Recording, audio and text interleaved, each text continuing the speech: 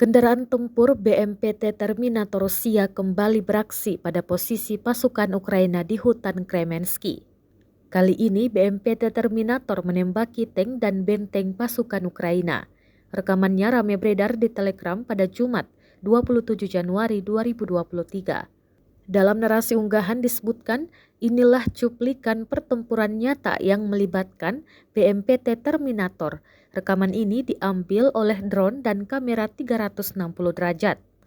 Terminator menyerang dari semua jenis senjata, memotong hutan Kremensky bersama dengan benteng Ukraina, jelas narasi unggahan.